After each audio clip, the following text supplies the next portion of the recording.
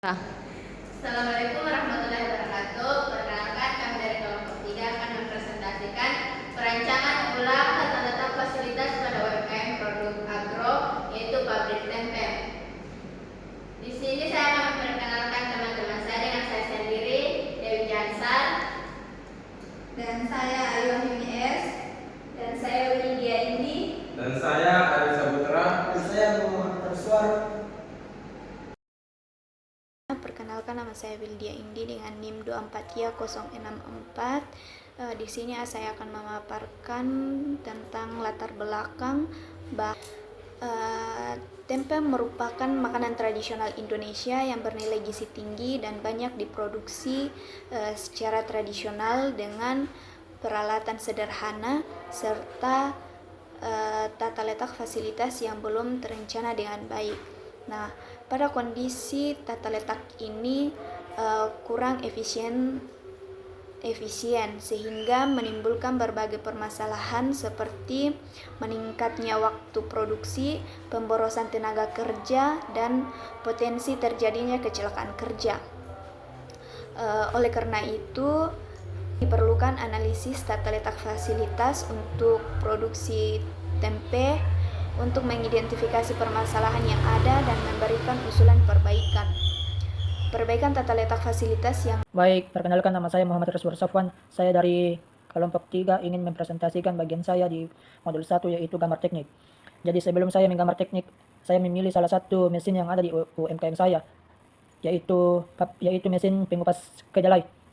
Assalamualaikum warahmatullahi wabarakatuh. Baik, saya akan menjelaskan tentang PPO atau peta proses operasi. Dapat dilihat pada gambar bahwa berdasarkan peta operasi diketahui bahwa terdapat 15 kegiatan dalam proses pembuatan tempe yang terdiri dari 14 proses operasi, 1 penyimpanan akhir, sehingga total keseluruhan waktu yang dibutuhkan pada proses pembuatan tempe adalah 3.522 menit atau setara dengan 58 jam 42 menit. PAP atau biasa disebut dengan Flow Process Chart atau FPC, yaitu alat dalam studi kerja yang digunakan untuk menggambarkan urutan kegiatan suatu proses secara rinci dan sistematis dari awal hingga akhir. PAP menunjukkan setiap kegiatan yang terjadi dengan menggunakan seluruh standar, yaitu operasi, transportasi, delay, inspeksi, dan penyimpanan. Dengan diagram ini, analis dapat melihat secara jelas bagaimana suatu pekerjaan dilakukan, berapa banyak langkah yang terlibat serta di mana suatu terjadi pemborosan waktu, jarak, atau aktivitas yang tidak bernilai tambah. Oleh karena itu, PAP dapat menganalisis, memperbaiki, dan menyederhanakan proses kerja agar menjadi lebih efisien dan efektif. Selanjutnya yaitu BOM atau Bill of Materials adalah daftar terstruktur yang berisi seluruh komponen, bahan baku, dan subkomponen yang digunakan untuk membuat suatu produk, lengkap dengan jumlah dan hierarki penggunaannya. BOM berfungsi sebagai pedoman dalam proses perencanaan produksi, pengadaan material, dan pengendalian persediaan dan perhitungan biaya lainnya. Dengan adanya BOM, perusahaan dapat memastikan bahwa setiap material tersedia dalam suatu tempat dan pada waktu yang sesuai, sehingga proses produksi dapat berjalan lancar, efisien, dan terhindar dari kekurangan maupun. Baik, saya akan melanjutkan menjelaskan tentang flow diagram. Dapat dilihat flow diagram di samping. Berdasarkan peta diagram aliran proses yang ada saat ini, pola aliran proses produksi belum terbentuk secara optimal karena susunan tata letak dan posisi antar stasiun kerja masih belum mendukung alur yang mengalir langsung. Dan keterbatasan ruangan membuat perpindahan bahan tidak mengikuti jalur lurus, sehingga alur proses cenderung membentuk pola aliran campuran dengan beberapa lintasan yang berbelok dan bergerak bolak-balik. Baik, saya melanjutkan di modul 2 tentang struktur organisasi. Struktur organisasi yaitu ada 4. Yang pertama, owner pabrik. Owner pabrik tempe merupakan individu yang memiliki dan mengendalikan kegiatan usaha produksi tempe. Pemilik usaha bertugas mengatur seluruh aktivitas pabrik, mulai dari perencanaan, penyediaan bahan baku, pengelolaan tenaga kerja, pengawasan mutu, hingga strategi penjualan. Yang kedua, Departemen Produksi. Departemen Produksi bertugas mengolah bahan baku menjadi produk jadi pada pembuatan tempe. Departemen ini melaksanakan proses mulai dari sortasi kedelai, perendaman, perebusan, pemberian ragi, fermentasi, hingga pengemasan. Yang ketiga, Departemen Pemasaran. Departemen Pemasaran Marketing Departemen adalah divisi perusahaan yang bertanggung jawab atas fungsi pemasaran. Yang keempat, Departemen Penjualan. Departemen Penjualan adalah unit organisasi yang bertanggung jawab mengelola dan melaksanakan seluruh aktivitas penjualan, mulai dari perencanaan target penjualan, mengatur wilayah dan tenaga penjualan, melaksanakan promosi langsung kepada konsumen, hingga evaluasi kinerja penjualan secara periodik dengan tujuan utama meningkatkan volume penjualan serta mempertahankan kepuasan pelanggan sesuai strategi pemasaran perusahaan. Yang kedua, di modul 2 di bagian saya adalah BMO. Di BMO itu adalah perhitungan bahan, mesin, operator untuk bahan baku, kedelai pada kompor perebusan. Yang pertama adalah jam kerja dikali hari kerja, atau 8 dikali 7 dikali 1 sama dengan 56 jam per minggu. Yang kedua adalah jumlah input. Jumlah input kerja adalah jumlah bahan dibutuhkan dikali hari. Yang ketiga adalah jumlah output. Output dikali efisiensi mesin dikali 1% scrap, atau sama dengan 2,100 kg dikali 0,85 dikali 1 kurang 0,02. Hasilnya adalah 1749,3 kg. Adapun yang keempat adalah kapasitas mesin per minggu. Kapasitas mesin dikali jumlah jam kerja per minggu, atau adalah 50 kg dikali 56 jam, atau sama dengan 2,800 kg. Yang kelima adalah jumlah mesin. Jumlah input mesin kapasitas 2,100 sama dengan 0,75 per unit.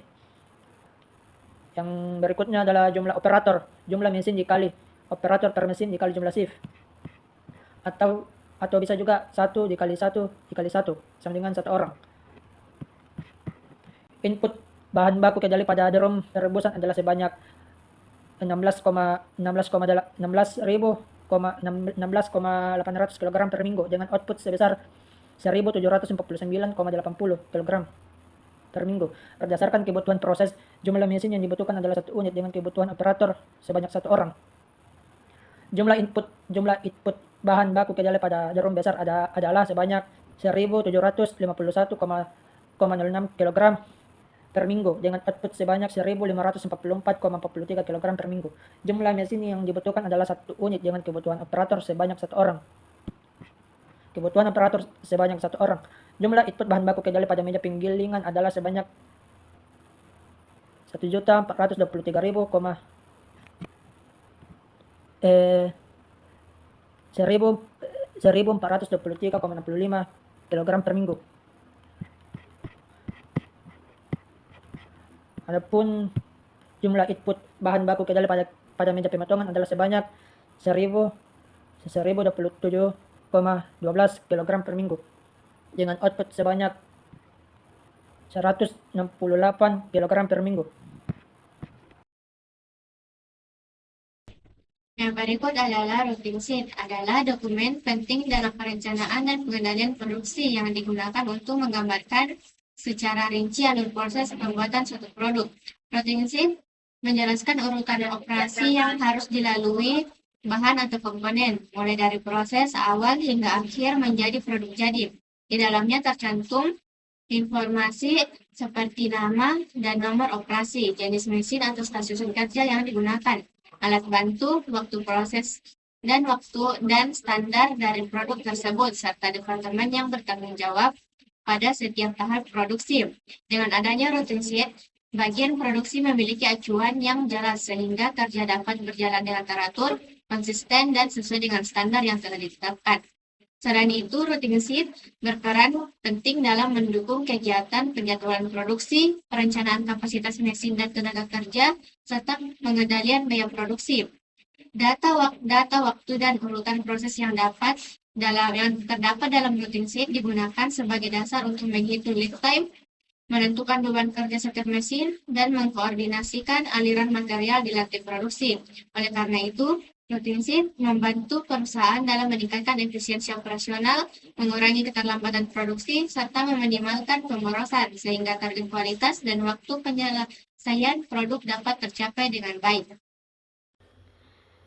Dari tabel MPCC di atas dapat dilihat bahwa kebutuhan kompor perebusan secara teoritis adalah sebanyak 0,750 unit dan secara aktual adalah 1,00 unit. Yang kedua, kebutuhan drum besar secara teoritis adalah sebanyak 0,156 unit dan secara aktual adalah 1,00 unit. Yang ketiga, kebutuhan meja pencucian 1 secara teoritis adalah sebanyak 0,138 unit dan secara aktual adalah 1,00 unit. Yang keempat, kebutuhan meja penggilingan secara teoritis adalah sebanyak 0,820 unit dan secara aktual adalah 1,00 unit. Yang kelima, kebutuhan meja pencucian 2 secara teoritis adalah sebanyak 0,169 unit dan secara aktual adalah 1,00 unit. Yang keenam, kebutuhan meja pendinginan secara teoritis adalah sebanyak 0,158 unit dan secara aktual adalah 1,00 unit. Yang ketujuh, kebutuhan meja pencampuran secara teoritis adalah sebanyak 1,007 unit dan secara aktual adalah 2,00 unit. 8. Kebutuhan meja kerja secara teoritis adalah sebanyak 0,079 unit dan secara aktual adalah 1,0. 9. Kebutuhan rak palet secara teoritis adalah sebanyak 2,572 unit dan secara aktual adalah 3,00 unit. 10. Kebutuhan meja pemotong secara teoritis adalah sebanyak 0,624 unit dan secara aktual adalah 1,00 unit. Bagian saya di modul 3 adalah tumpukan, untuk mencari jumlah tumpukan. Untuk mencari luas gudang bahan baku model tumpukan dapat diselesaikan dengan cara berikut. Yang pertama, kedelai, ragi, tempe, air, daun pisang di kolom kedua sampai 5. Kedelai panjang 0,74, lebar 0,46, dan tinggi 0,12 meter dari data worksheet. Yang kolom ketujuh adalah bahan yang disiapkan di routing sheet. Routing sheet dibagi jumlah jam kerja per minggu. Yang ke-8, kebutuhan bahan baku. Yang ke-9, kebutuhan bahan baku dibagi kapasitas. Yang ke-10, menyesuaikan jumlah tumpukan. Yang ke-11, menyesuaikan lebar komponen. Yang ke-12, jumlah unit per tumpukan. Yang ke-13, jumlah unit per panjang tumpukan. Yang ke-14, jumlah unit per lebar tumpukan. Yang ke-15, jumlah palet. Yang ke-16, allowance sebanyak 20%. Yang ke-17, luas lantai. Perhitungan luas gudang bahan baku dilakukan menggunakan metode penyimpanan model tumpukan untuk bahan kedelai, ragi tempe, air, dan daun pisang. Baik, di sini saya akan melanjutkan menjelaskan perhitungan luas lantai dan dapat dilihat di samping contoh perhitungan luas lantai di mana kompor perebusan sebanyak 3 unit memiliki luas mesin sebesar 0,41 meter pangkat 2 kuadrat dengan kebutuhan luas ruangan sebesar 4,86 meter. Dengan drum besar berjumlah 5 unit memiliki luas mesin 0,413 meter dan total kebutuhan luas ruangan sebesar 7,08 meter. Dengan meja pencucian 1 sebanyak 2 unit memiliki luas mesin 0,25 meter dengan kebutuhan luas ruangan 2,28 meter. Dengan meja penggilingan berjumlah 1 unit memiliki luas mesin 0,125 meter dan kebutuhan luas ruangan sebesar 0,84 meter. Meja pencucian 2 sebanyak 1 unit memiliki luas mesin 0,288 meter dengan luas ruangan yang dibutuhkan sebesar 1,24 meter. Dan meja pendinginan berjumlah 1 unit memiliki luas mesin 12 meter dan kebutuhan luas ruangan sebesar 20,28 meter. Meja kerja berjumlah 1 unit memiliki luas mesin 0,29 meter dan kebutuhan luas ruangan sebesar 1,53 meter. Rak palet sebanyak 3 unit memiliki luas mesin 1 meter dengan kebutuhan luas ruangan yaitu 11,45 meter. Meja pemotongan berjumlah 1 unit memiliki luas mesin 1,24 meter dan total kebutuhan luas ruangan sebesar 4,2 meter.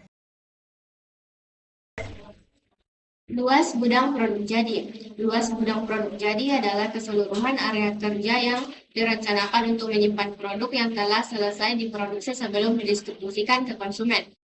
Penentuan luas gudang dipengaruhi oleh beberapa faktor, antara lain jumlah persediaan maksimum, ukuran dan berat produk, serta metode dalam sistem penyimpanan yang digunakan, seperti penyimpanan dengan rak, palet, atau penumpukan langsung. Selain area penyimpanan utama, perencanaan luas gudang juga harus mencakup ruang sirkulasi, jalur pergerakan, alat angkut, area bongkar muat, serta area pemeriksaan dan administrasi. Dengan perencanaan luas gudang yang tepat, proses penyimpanan dan pengiriman produk dapat berjalan dengan lebih efisien, aman, tertata rapi, serta mendukung kelancaran distribusi dan pengendalian persediaan perusahaan. Berikutnya, perhitungan luas lantai dan penunjang utilitas. Perhitungan luas lantai dan penunjang utilitas adalah proses penentuan kebutuhan ruang serta fasilitas pendukung yang diperlukan agar proses produksi dapat berjalan secara efektif, aman, dan efisiensi. Pada kantor memiliki 4 jabatan, yaitu owner, departemen produksi, departemen pemasaran, departemen penjualan. Masing-masing berjumlah 1 orang. Setiap jabatan memiliki ukuran ruangan dengan panjang 2 meter dan lebar 2 meter, sehingga luas setiap ruangan adalah 4 meter kuadrat. Jadi total ruangan adalah 4 ruangan dengan luas keseluruhan sebesar 16 meter kuadrat. Selanjutnya adalah kebutuhan toilet pekerja pabrik. Kebutuhan toilet pekerja pabrik adalah fasilitas yang digunakan dengan cara melihat total keseluruhan karyawan UMKM dan mengetahui kebutuhan toilet pada UMKM. 1.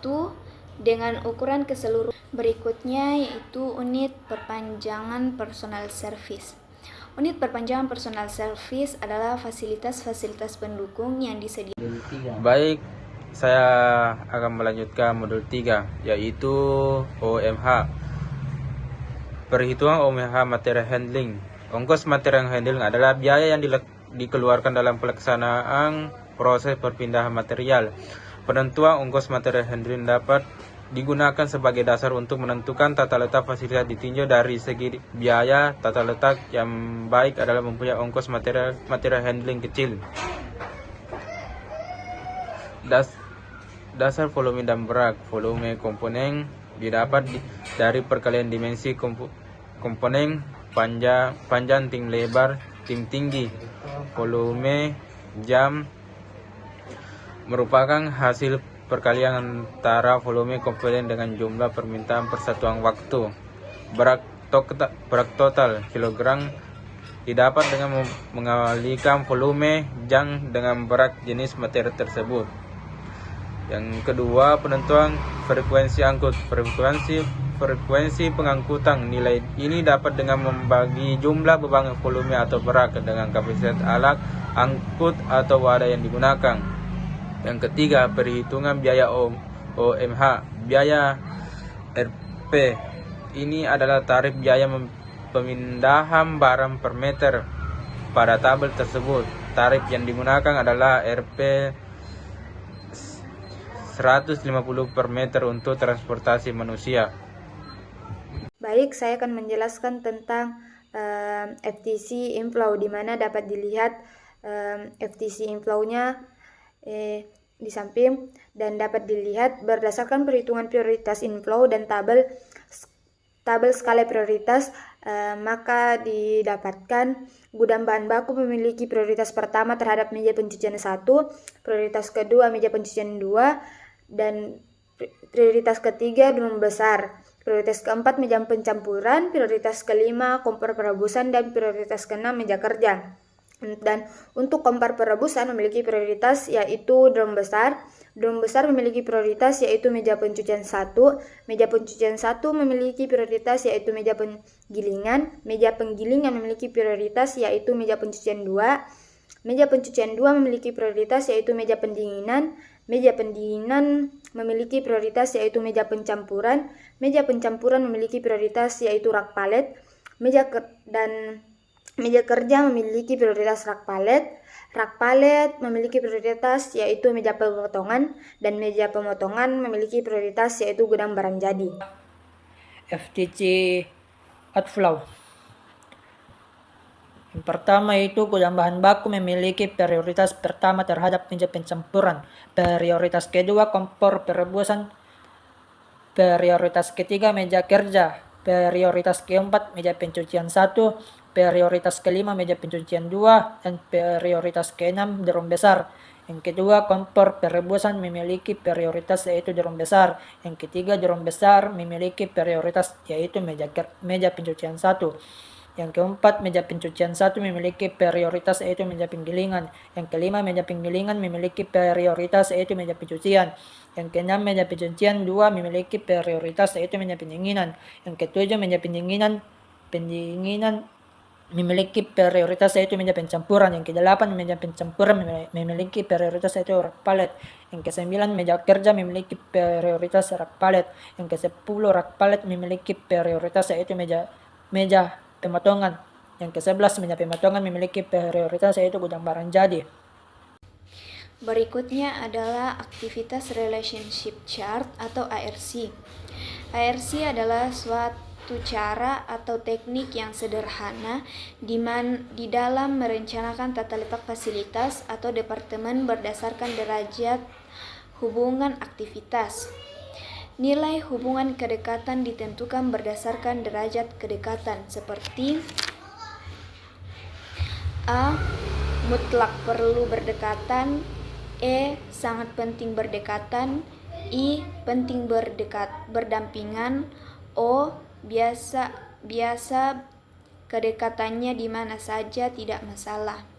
U. Tidak perlu adanya keterkaitan geografis apapun. X. Tidak diinginkan kegiatan bersangkutan berdekatan. Pada ARC ini terdapat tiga yaitu ARC kantor, ARC pabrik, dan ARC gabungan. Yang pertama, ARC kantor. Pada ARC kantor, owner dengan departemen produksi adalah merah, owner dengan departemen pemasaran adalah hijau, owner dengan departemen penjualan adalah biru, departemen produksi dengan owner adalah merah, departemen produksi dengan departemen pemasaran adalah hijau, departemen produksi dengan departemen penjualan adalah kuning, departemen pemasaran dengan owner adalah hijau, departemen pemasaran dengan departemen produksi adalah hijau, Departemen pemasaran dengan departemen penjualan adalah biru. Departemen penjualan dengan owner adalah biru. Departemen penjualan dengan departemen produksi adalah kuning, dan departemen penjualan dengan departemen pemasaran adalah biru. Di mana merah adalah mutlak perlu berdekatan, kuning adalah sangat penting berdekatan, hijau adalah penting berdekatan, biru adalah biasa, putih adalah tidak penting dekat, dan coklat adalah tidak boleh didekatkan. Worksheet dalam ARC yaitu lembar kerja yang digunakan untuk menyusun dan mendokumentasikan hubungan kedekatan antar aktivitas atau departemen di lantai pabrik tersebut. Pada worksheet ini, setiap aktivitas atau departemen dicantumkan baik baris maupun kolom, kemudian diisi dengan kode tingkat kedekatan seperti A, E, I, U, A, E, I, O, U, dan X. Selain kode, worksheet ARC juga memuat alasan kedekatan, misalnya aliran material, keselamatan, komunikasi, dan pengawasan. Melalui worksheet ARC, perencanaan tata letak dapat menganalisis kebutuhan penempatan antar departemen sebelum membuat layout fisik pabrik.